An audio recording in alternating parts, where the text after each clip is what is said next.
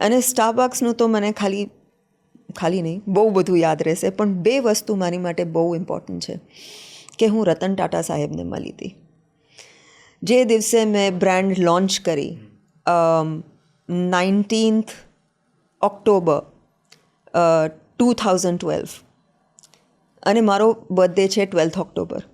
12th Octoberના રાતના બી હું કામ કરી રહી હતી કેમ કે અમારે ઓર્નામેન્ટ સર્કલ પર આ સ્ટોર ઊભો કરવાનો હતો. ફર્સ્ટ સ્ટોર ઇન્ડિયામાં બોમ્બેમાં ઓર્નામેન્ટ સર્કલ, એ ટાટાનું જ બધું પ્લેસ છે અને આજે બી છે ત્યાં સ્ટારબક્સ, અને it was our flagship store. એ હું રાતના કામ કરી રહી હતી અને વી ન્યૂ કે રતન સર આવવાના છે નેક્સ્ટ ડે ઓપનિંગમાં. And of course, the whole team of Starbucks from the US, worldwide, Hong Kong, everybody was going to be there. અને ફર્સ્ટ ટાઈમ હું જ્યારે મળી હતી જ્યારે એમને મારું ઇન્ટરવ્યૂ લીધું હતું એમની ઓફિસમાં, ત્યારે ફર્સ્ટ ટાઈમ. અને I had just said my name is Chandni. 5 minutes મને મળ્યા. મને એમના ટીમે તો બધાએ દે હેડ સેડ યસ. તમારું ઇન્ટરવ્યૂ રતન સરે લીધું હતું? યસ. નો, રતન સરે લાસ્ટમાં લીધું. આપણે મળીએ ને જેવી રીતે કે okay she has been appointed to look after. So the US team appointed me. Then the Indian team, we were talking. And then of course I was meant because he was our partner. 49% stake હતો ત્યારે, 51% સ્ટારબક્સનો હતો.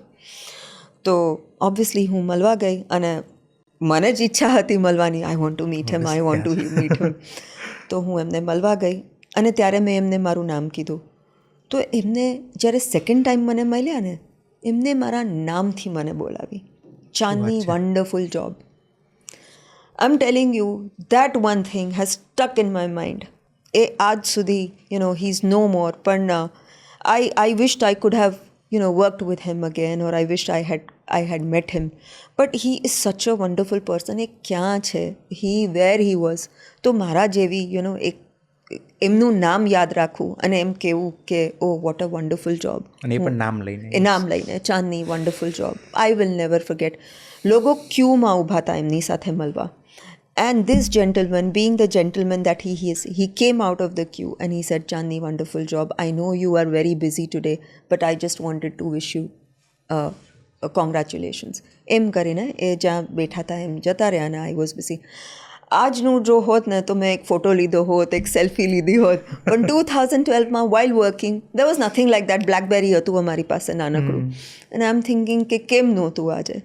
So that is one of the highlights of my life, which I love.